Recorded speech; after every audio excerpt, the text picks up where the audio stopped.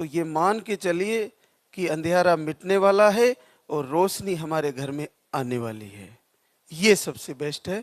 ये मान के चले कि दीपक जल रहा है तो अंधेरा मिटेगा और रोशनी हमारे घर में आने वाली है।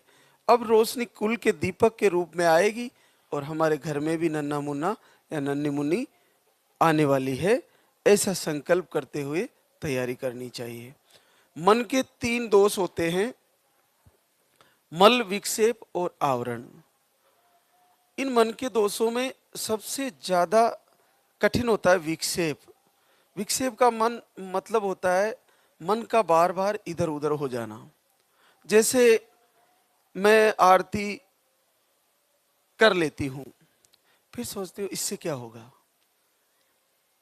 फिर मैं आहार ले लेती हूँ, फिर सोचती हूँ इससे क्या हो जाएगा, मैंने इतना इलाज कराया नहीं हुआ, इससे क्या हो जाएगा।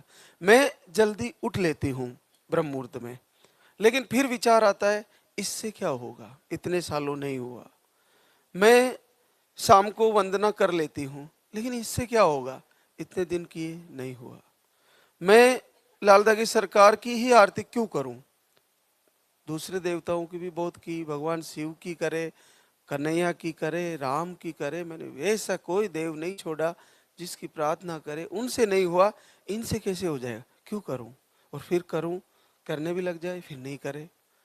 मैं संडे का फलाहार क्यों करूं, इतने सालों मैंने व्रत उपवास किए नहीं हुआ, क्यों करूं, और करूं तो क्या हो जाएगा क्या पता। तो ऐसे लगातार उद्वेग पैदा होना। मैं सुबह अपने पति को प्रणाम क्यों करूं, इससे क्या हो जाएगा पति को प्रणाम करने से, वो तो ऐसे नशा करते हैं, लड़ाई झगड़ा करते हैं, क्यों कर लूं मैं। माता पिता गुरुजनों को प्रणाम, क्या होगा इससे करने से, ऐसा क्यों करूं मैं अपने कुल देवताओं को प्रणाम क्यों करूं,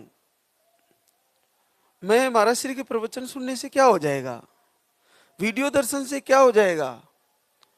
और कभी फॉलो भी करते हैं, सुनते भी हैं, फिर बीच में तोड़ देते हैं, फिर सुनते हैं, फिर बीच में तोड़ देते हैं। आहार 1 महीना लिया, बहुत ज्यादा निराश हो गए, मैंने 1 महीना आहार ले लिया, मेरा नहीं हुआ। अरे तुमने 4, 5, 7, 10, 15 साल मेडिसिन लिया है ना, तो 15 दिन आहार ले लिया तो नहीं हुआ, तो चिंता करने की क्या बात है। लाइव से लगातार जुड़े, प्रवचन को पूरा फॉलो करें और आहार को एक बार फिर आकर ले ले। 4, 5, 6 महीने तो हम हमेशा ही बताते हैं कि आपको लेना ही होता है, तो 5, 6 महीने तो लें। उसके बाद भी अगर आपका रिजल्ट रुका हुआ है तो बार बार दीपक जला के, अखंड दीपक जला के मांगते रहे, मांगते रहे, मांगते रहे।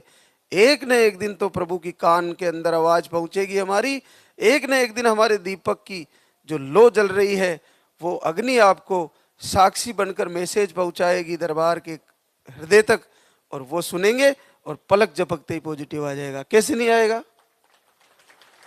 तो सबसे बड़ा कारण है हमारे मन के अंदर 3 दोषों में विक्षेप। विक्षेप का मतलब होता है मन का इधर उधर भागना। जब मन एकाग्र चित्र होकर एक को ब्रह्म द्वितीयानास्ति, एक ही की पूजा करते हैं, एक ही को मानकर पूरे हृदय से प्रार्थना करते हैं, चाहे आप किसी भी शक्ति को मान के कर लीजिए।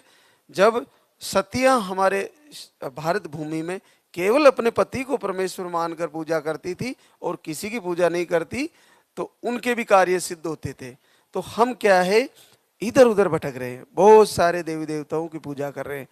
अगर इस समय निसंतति रोग में इस दरबार से आशीर्वाद होता है, लालदा की सरकार से आशीर्वाद होता है, यहाँ की आहार से रिजल्ट आ रहा है, यहाँ की तपोभूमि पर आके कुछ घंटे आरती में रुकने से, संध्या वंदना में शामिल होने से आपको लाभ हो रहा है और लाइव प्रवचन से लाभ हो रहा है, तो क्यों ना करें।